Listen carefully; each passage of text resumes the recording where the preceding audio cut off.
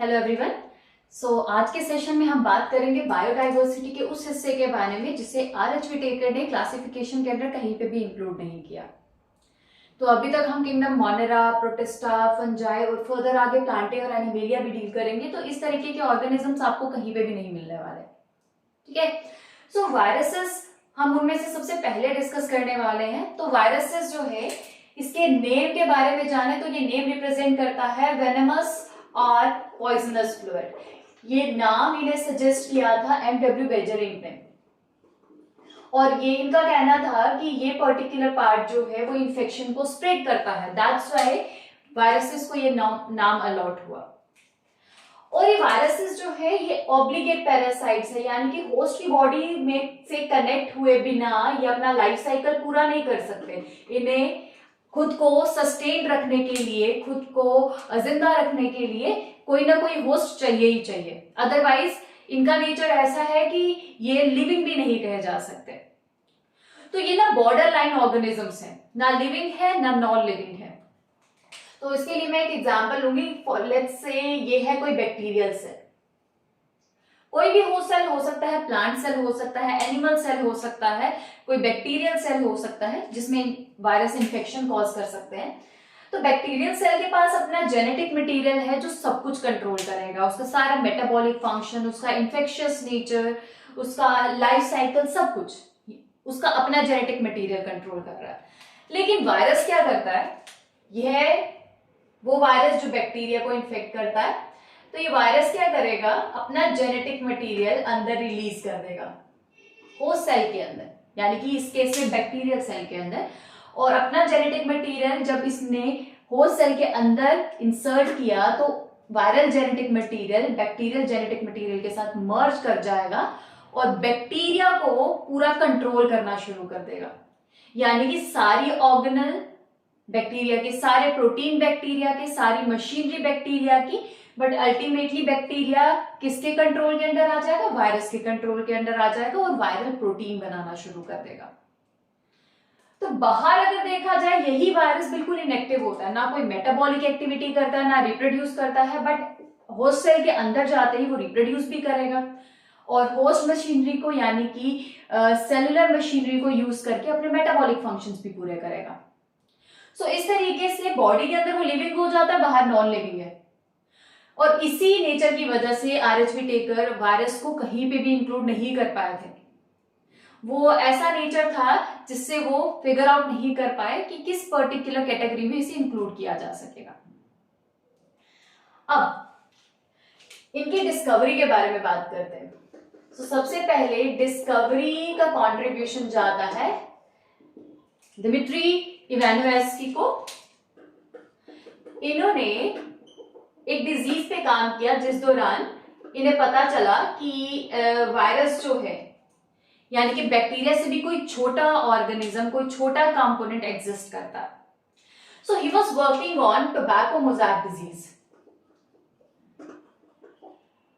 Tobacco mosaic disease पे काम कर रहे थे और उन्होंने इस डिजीज प्लांट से, यानी कि टोबैको मोज़ैक डिजीज प्लांट से इन्फेक्शियस फ्लूइड एक्सट्रैक्ट किया। और जब उन्होंने फ्लूइड को फिल्टर किया बैक्टीरियल फिल्टर पेपर को यूज करके, तो उन्होंने देखा कि कुछ ऐसे ऑर्गेनिज्म है, कुछ ऐसा इन्फेक्शियस पार्ट है जो उस बैक्टीरियल फिल्टर से भी फिल्टर नहीं हो रहा। नॉर्मली क्या होता है, अगर हमारे पास कोई फिल्टर पेपर है, उसका जितना पोर साइज होगा उसके छोटे कंपोनेंट नीचे आ जाएंगे फिल्टर होके, बाकी जो उस पोर साइज से बड़ा कंपोनेंट होगा वो फिल्टर पेपर के ऊपर रह जाएगा, फिल्टरिंग कंपोनेंट के ऊपर रह जाएगा, है ना।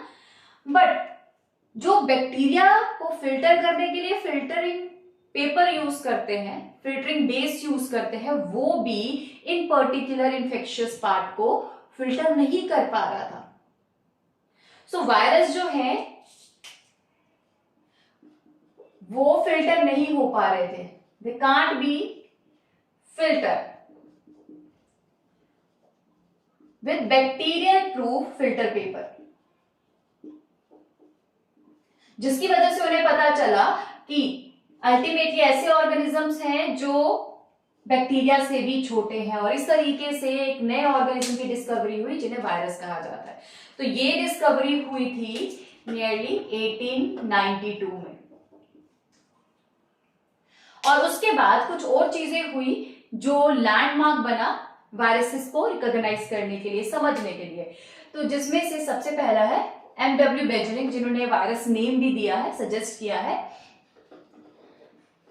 इन्होंने क्या किया, इन्होंने यही टोबैको मोज़ैक डिजीज्ड प्लांट से इंफेक्शियस फ्लूइड लिया, यानी कि ही टुक इंफेक्शियस फ्लूइड और इस फ्लूइड के कांटेक्ट में रखा हेल्दी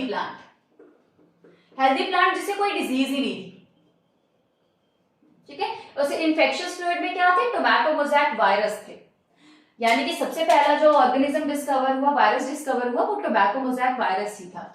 तो इस tobacco mosaic virus containing fluid को हेल्दी प्लांट के साथ जब कांटेक्ट में लाया गया, एक्सपोज किया गया इस हेल्दी प्लांट को, तो अल्टीमेटली ही गॉट इन्फेक्टेड। तो अल्टीमेटली उन्हें पता चला कि ये इन्फेक्शियस पार्ट जो है, जो यहाँ पे डिस्कवर हुआ, वो इन्फेक्शन को ट्रांसमिट करता है। और अल्टीमेटली उन्होंने उससे एक नाम दिया, दैट इज वेनमस और पॉइजनस फ्लूइड। और एग्जैक्ट नेम क्या दिया था, उन्होंने कहा था that this fluid transmits infection, that is contagium यानी कि इन्फेक्शियस वाइवम फ्लूइडम, यानी कि ये ऐसा फ्लूइड है जो इन्फेक्शन को ट्रांसमिट करता है। And this term represents venomous fluid, right? तो अल्टीमेटली एमडब्ल्यू बेजरिंग ने एक प्रॉपर नेम सजेस्ट किया, यानी कि इन्फेक्शियस पार्ट, इन्फेक्शियस फ्लूइड, और ये नाम इन्होंने सजेस्ट किया था नियरली 1898 में। और इसके बाद फर्दर डब्ल्यू.एम. स्टैनली ने एक और लैंडमार्क सेट किया इन 1953 and he actually crystallized virus। इन्होंने देखा कि वायरस जो है इट इज क्रिस्टलाइजेबल, क्योंकि इसका मेजर पार्ट जो है वो प्रोटीन से बना होता है। तो प्रोटीन पार्ट होने की वजह से डब्ल्यू.एम. स्टैनली ये इस वायरस को, यानी कि वायरल पार्ट को क्रिस्टलाइज कर पाए। तो इसके सेपरेशन टेक्निक जो है वो हमें यहां से मिली, यानी कि डब्ल्यू.एम. स्टैनली की हेल्प से। तो ये कुछ लैंडमार्क्स हैं जो वायरस की डिस्कवरी और उसके रिकॉग्निशन से हमें जोड़ती हैं। सबसे पहला तो डिमिट्री इवानोवस्की ने डिस्कवर किया, यानी कि सबसे पहला वायरस जो डिस्कवर हुआ that is tobacco mosaic virus. और अल्टीमेटली एमडब्ल्यू बेजरिंग ने देखा कि ये वायरस कंपोनेंट जो है, जिसमें ये जिस फ्लूइड में ये प्रेजेंट रहते हैं, वो इन्फेक्शन को ट्रांसमिट करता है। That's why he suggested the term कंटाजियम vivum fluidum, ultimately viruses. और उसके बाद डब्ल्यू.एम. स्टैनली ने उन वायरसेस को क्रिस्टलाइज किया और अल्टीमेटली सेपरेट करने की टेक्निक हमें यहां से मिल गई। अब बात करेंगे वायरस के स्ट्रक्चर के बारे में। Now the structure, so virus का स्ट्रक्चर जो है वो दो पर्टिकुलर पार्ट से बना हुआ है। सो दो कंपोनेंट्स हैं। सबसे पहला तो प्रोटीन पार्ट, जो कि कोट की फॉर्म में होता है, तो प्रोटीन कोट है। और दूसरा है इट्स जेनेटिक मटेरियल, जो कि इन्फेक्शियस पार्ट है। प्रोटीन पार्ट जो रहेगा वो इनर्ट रहेगा, यानी कि इन्फेक्शन में उसका सिर्फ इतना ही रोल है कि ये जेनेटिक मटेरियल को ट्रांसफर करता है। अदरवाइज इन्फेक्शन कॉज करने में प्रोटीन कोट का कोई भी काम नहीं है, ठीक है। So protein coat is the inert part and is made up of small sub units. इस प्रोटीन कोट का एक पूरा नाम भी है, इसे कहा जाता है कैप्सोमर्स, और ये एनक्लोज करता है जेनेटिक मटेरियल को। और ये कैप्सोमर बना होता है, capsid, and ultimately this capsid is made up of small sub units called as capsomeres. So capsomeres आपस में जुड़ते हैं और अल्टीमेटली कैप्सिड बना देते हैं, यानी कि पूरा एक प्रोटीन स्ट्रक्चर जो एनक्लोज करता है जेनेटिक मटेरियल को। And genetic material is the infectious part in case of virus. मैंने अभी बताया कि जो होस्ट सेल के अंदर जाता है वह पार्ट, वो पूरा वायरस नहीं होता, प्रोटीन कोड बाहर रह जाता है, वो रिलीज हो जाता है, जेनेटिक मटेरियल ही होस्ट सेल के अंदर जाएगा। और ये जेनेटिक मटेरियल कुछ भी हो सकता है, it can be either DNA और आरएनए, कुछ भी हो सकता है, डीएनए भी हो सकता है, आरएनए भी हो सकता है। अभी हमने जिस टोबैको मोज़ैक वायरस की बात की, जो सबसे पहले डिस्कवर हुआ था, उनके केस में तो सिंगल स्ट्रैंडेड आरएनए था as a genetic material. Single stranded RNA ही इंफेक्शन कॉज करता है। वैसे ही एक पैटर्न देखा गया है मेजरली, अगर आप प्लांट वायरसेस की बात करो, जैसे जो वायरस प्लांट को इन्फेक्ट करते हैं, उनके केस में देखा गया है मेजरली सिंगल स्ट्रैंडेड आरएनए होता है। वैसे ही वो वायरसेस जो एनिमल को इन्फेक्ट करते हैं, यानी कि जो एनिमल वायरसेस है, उनके केस में अलग अलग टाइप ऑफ डीएनए और आरएनए देखने को मिलेगा, that is single stranded RNA, और it can be double stranded RNA और डबल स्ट्रैंडेड डीएनए। ये तीनों चीजें मेजरली देखने को मिलती है एनिमल वायरसेस में। और जो बैक्टीरियोफैज होते हैं, बैक्टीरियोफैज यानी कि बैक्टीरिया इन्फेक्टिंग वायरसेस, वो वायरसेस जो बैक्टीरिया को इन्फेक्ट करते हैं, उनमें मेजरली देखा गया है कि डबल स्ट्रैंडेड डीएनए होता है। सो ऐसा पैटर्न मेजरली देखने को मिला। तो कोई भी कंपोनेंट हो सकता है, कोई भी जेनेटिक मटेरियल हो सकता है, या तो डीएनए या तो आरएनए, दोनों कोई एक साथ नहीं होंगे, डीएनए और आरएनए एक साथ नहीं होंगे, या तो डीएनए होगा या तो आरएनए होगा, ठीक है। सो अब इन पार्ट को मैं डायग्राम की हेल्प से रिप्रेजेंट करने की कोशिश करूंगी। सो ये है बैक्टीरियोफैज का स्ट्रक्चर, ये है आउटर कैप्सिड, ठीक है, ये कैप्सिड है। अल्टीमेटली ये प्रॉपर ऐसे स्ट्रक्चर बनाता है ताकि जेनेटिक मटेरियल को ट्रांसमिट किया जा सके, उसे एनक्लोज रखा जा सके और ट्रांसमिट किया जा सके। This is spike and ultimately tell fibres होते हैं जो होस्ट सेल पे सेटल करने में हेल्प करते हैं, ठीक है। सो ये है हेलिकल स्ट्रक्चर।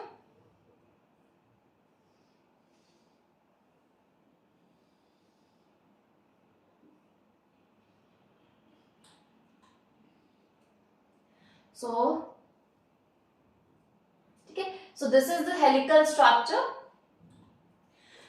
अब सबसे पहला ऊपर पार्ट होता है हेड, ये पूरा प्रोटीन कोट है बेटा। सो ये हेड है और अल्टीमेटली हेड के नीचे आएगा बिल्कुल नैरो सा पार्ट, ये छोटा सा पार्ट आएगा, दिस इज द कॉलर। ये आ गया sheath part, this is sheath which ultimately ends into spike, this is spike। और ये है टेल फाइबर्स। सो हेड, ये नैरो पार्ट कॉलर, और ये शीथ आ गया जो एंड हो रहा है स्पाइक में, उसके बाद ये है टेल फाइबर्स, राइट। और अब जेनेटिक मटेरियल इस हेड के अंदर प्रेजेंट रहता है, इस तरीके से पूरा एनक्लोज्ड रहेगा यहाँ पे, और ये या तो डीएनए हो सकता है या आरएनए हो सकता है, कुछ भी हो सकता है, बट यहाँ पे ये स्ट्रक्चर रिप्रेजेंट कर रहा है बैक्टीरियोफैज को। तो मेजरली कौन सा जेनेटिक मटेरियल देखने को मिलेगा? बैक्टीरियोफैज के केस में होता है मेजरली डबल स्ट्रैंडेड डीएनए, ठीक है।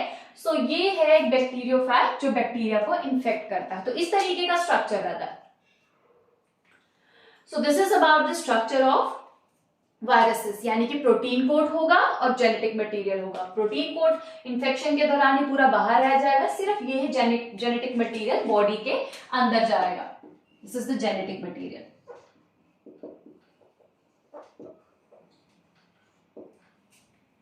राइट। सो नेक्स्ट, अब इनके लाइफ साइकिल के बारे में एक ब्रीफ ले लेते हैं, फिर उसके बाद आगे बढ़ेंगे नेक्स्ट टॉपिक पे। तो अब लाइफ साइकिल की बात करें तो लाइफ साइकिल के केस में आप दो पर्टिकुलर पैटर्न्स देख सकते हो। एक तरह के साइकिल को कहा जाता है लिटिक साइकिल और दूसरा रहेगा लाइसोजेनिक साइकिल। तो दो तरह के साइकिल है, lytic and lysogenic. Lytic cycle में क्या होगा, वायरस जो है वो बैक्टीरिया या किसी और होस्ट सेल को इन्फेक्ट करेगा। लेट्स से ये है कोई होस्ट सेल में अपना जेनेटिक मटेरियल है, this is the host cell, ये उसका जेनेटिक मटेरियल है। और वायरस क्या करेगा, वायरस उसे आके इन्फेक्ट करेगा। यहाँ पे आके सेटल हो गया, यहाँ पे हम बैक्टीरियोफेज का ही स्ट्रक्चर बना रहे हैं, तो आके इसने इन्फेक्ट किया और अपना जेनेटिक मटेरियल अंदर रिलीज कर दिया।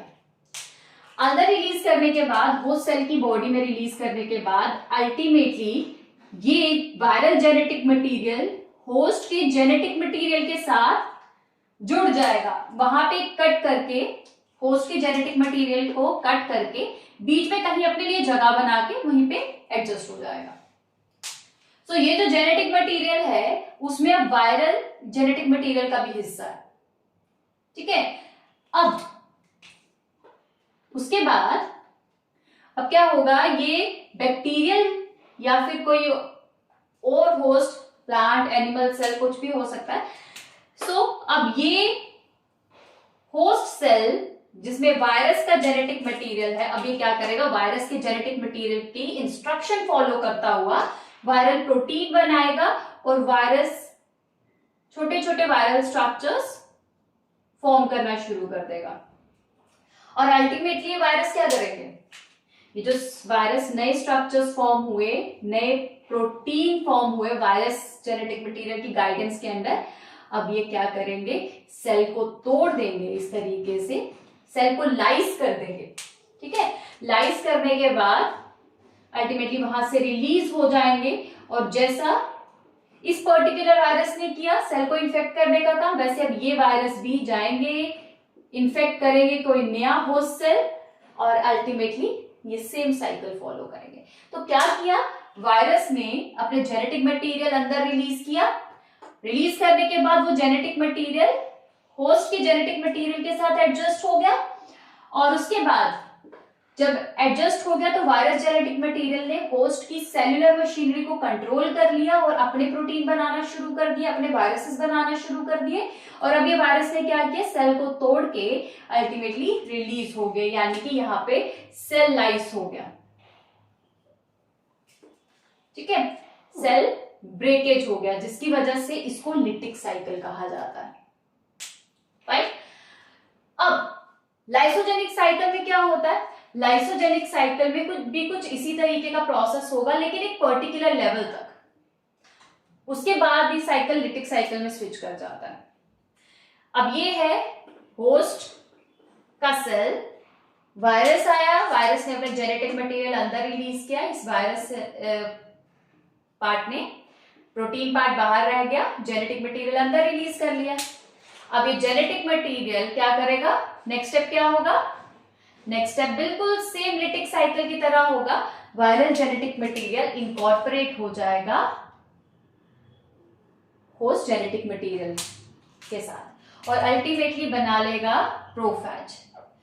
अब ये प्रोफेज स्ट्रक्चर सालों साल, ये कुछ पर्टिकुलर टाइम तक, जब तक कोई एक्टिवेशन नहीं मिलता, कोई स्टिमुलस नहीं मिलता, तब तक ये इनएक्टिव रहेगा।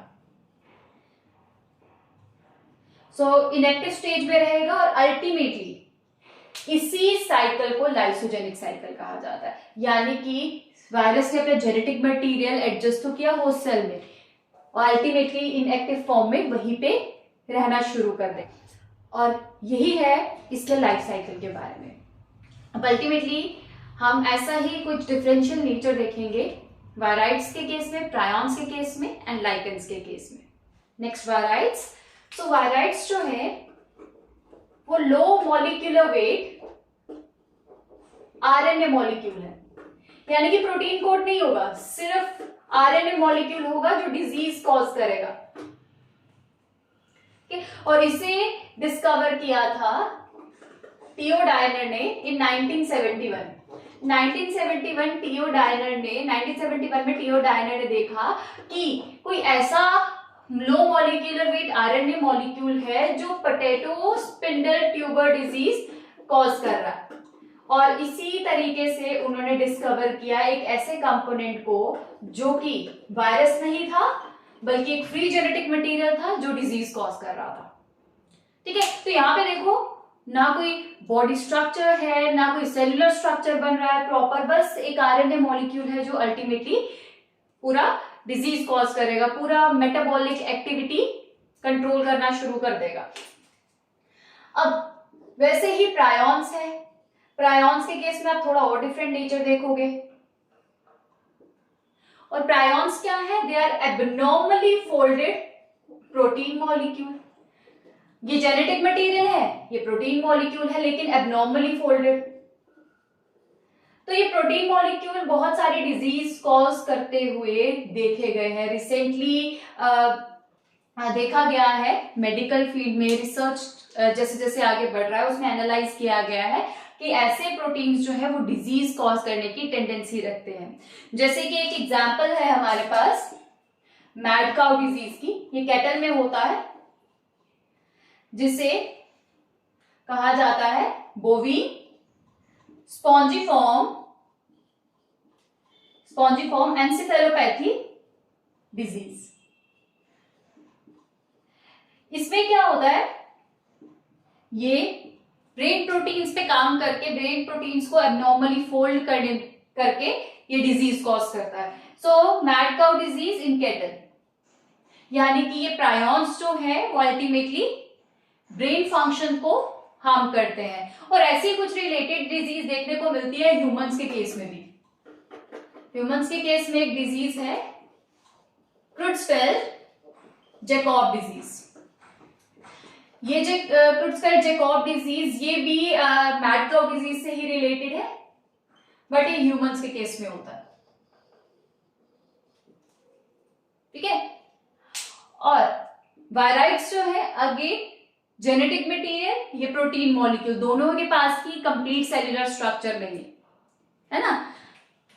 अब लास्ट है हमारे पास वो एसोसिएशन जो आर.एच. विटेकर ने इंक्लूड नहीं की अगेन क्लासिफिकेशन में। सिंगल ऑर्गेनिज्म की तरह रहते हैं, लेकिन दो ऑर्गेनिजम्स का एसोसिएशन है, वो भी सिम्बायोटिक। तो सिम्बायोसिस देखने को मिलता है, यानी कि म्यूचुअल रिलेशनशिप जिसमें दोनों बेनिफिट होते हैं।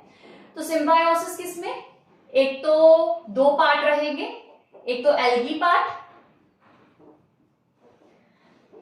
और दूसरा फंगल पार्ट।